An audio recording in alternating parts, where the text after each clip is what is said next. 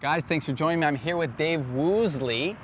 25 years of experience on the PGA Tour. I've caddied a little bit myself, just a smidge, but your experience, it tops anyone. I mean, how many wins do you have on the PGA Tour? I've been fortunate to have 7 wins.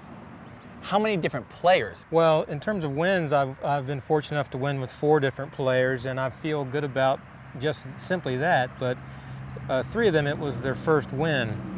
And so that kind of excites me, and I've got a young guy named Hunter Stewart right now. He's fresh out of college, had a great amateur career, and my intention is to help him cross that line as well. See, helping him cross that line. See, that's what I love about caddying. Right. It's really this untapped resource. We spend a lot of time on golf instruction, and we look to that as our go-to to getting better at the game of golf. But there's so many more aspects. Golf instruction is just one small part of getting better at golf. And caddies bring an incredible amount of knowledge and experience to the game. And I mean, that's what we're looking for here. I mean, we're looking to help our viewers with tips and tricks that can make them better at the game of golf. It's not necessarily swinging outside a cone and then back in and trying to build those patterns. It's actually about the mental aspect, the strategy behind what we do when we have course management. You know, a guy like you can kind of advise us, and I guess probably more importantly, bring that confidence to the game that we lack in our own self-talk. Right. And so over the course of time with a variety of different players, you learn to be flexible, and you learn to make wise decisions about targets and what's going on in their swing that day. And for amateurs at home, you're just trying to again, you're trying to do the same thing, enjoy the day and make wise decisions to larger targets and try to get some momentum before you take risks. And each one of these guys has very different swings. I mean, you're gonna be caddying for me today, and I have a very different swing than a PGA Tour player. It's actually, let's just say, just a little bit above par. It's not exactly PGA Tour quality, but you can still help me around a golf course just as well as you can a PGA Tour player. Yeah, I think I can, and I think the level of experience that I have working with somebody such as yourself, I would like to think that already from the start you're thinking we're going to have a fun day anyway. Yeah. And I'm not trying to twist anybody's arm or impress anybody, but sometimes you throw a couple names around and people enjoy that as well, so I'll do that sometimes. But we'd really like to just have fun and have some good scores out here. Have fun, the key to the game. So you like driver off of here? I do. Okay. I do. All right, well, that's a pretty confident move considering you probably haven't seen me swing yet. Oh, and that's right, Dave. Ooh, but findable. Yep. Little dirt shot coming up. You have to teach me how to play that shot. I don't know. Live out in the desert, you think I'd know that shot. All right, Dave, so I always want to ask questions. Let me ask you, though. Yeah, Shoot. Shoot. Like, you work with Bubba Watson. I did. Among others. I did. And I'm wondering what that experience was like for you. Yeah, so, I'm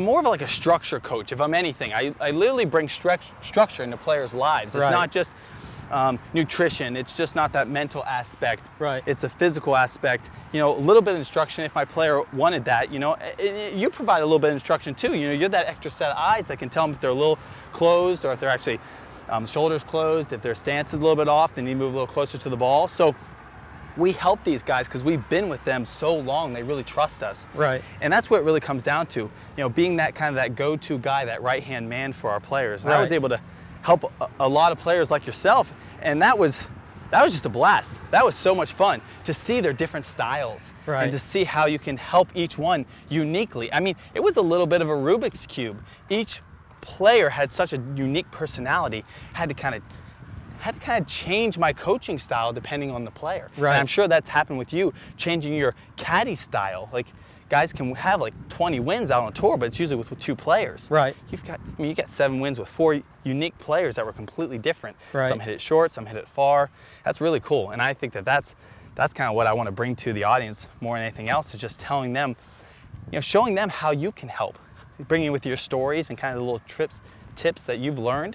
So I mean, that's actually what I was going to ask you about zone, because I see these players get in the zone and they're just unstoppable. Right. How do you keep a player in the zone? How do you keep a player in the zone when it's a pivotal point in the tournament throughout the entire round? Well, I mean, if they're in the zone, then whatever you're doing, you just want to keep doing it.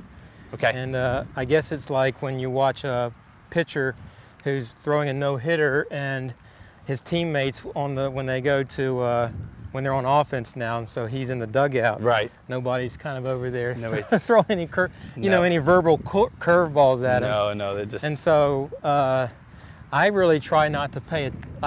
Believe me, I know what's going on, but I try not to pay attention to stuff like that, particularly as it relates to scoring, and trying to just stay where we're at and do what we've been doing. And then if something comes up that you have to address, then you address it. So we talk about what you do when you have a player that's already in the zone, kind of the keeping him in the zone. One little tip I actually used to do is I had, when I was working for Chris Stroud, he was a really, really dynamically, very intelligent person.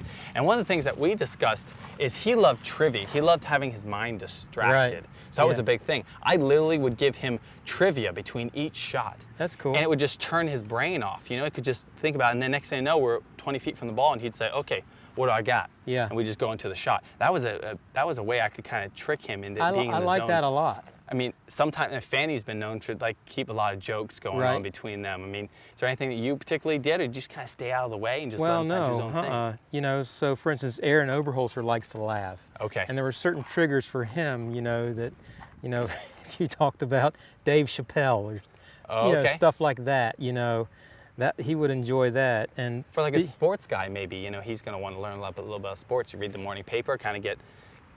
Well, it's interesting you mentioned the paper because Tom Pernice, who's a successful veteran on the senior tour, I never worked for him, but I know he liked his caddy to be well read in terms of the news of the day. Interesting. And so his caddy, I know Rick back in the day, and Jimmy Walker, who is a friend of mine, caddy for him recently, was, you know, fortunately for Jimmy Walker, he read the paper anyway, that kind of stuff. And so you could just talk about the topics of the day.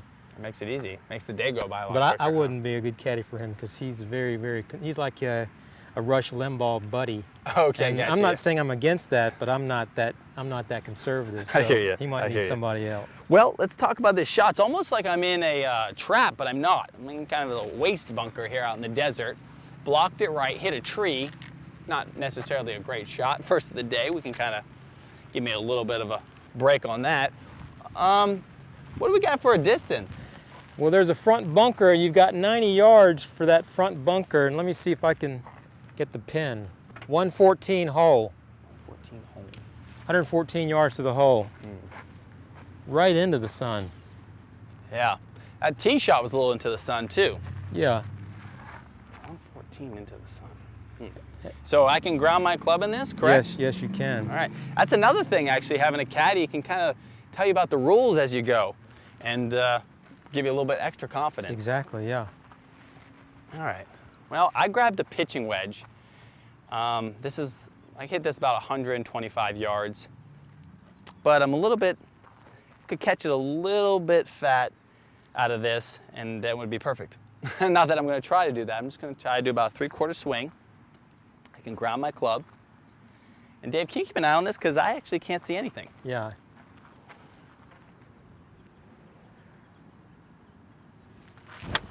Ooh, that's thin, and I slipped a little bit. That's sit okay. down, sit down. Ooh, what do you think? A little long, huh? It's a little long, yeah. A little slippery on here. Yeah. Hit thin. Because I'm cut. See that muscle right there? No, put that away. Don't ever try to show up the player. Jeez. Down, Caddies, down. Axley is actually trying to make his more, he's left-handed, he's trying to make it more right of the target.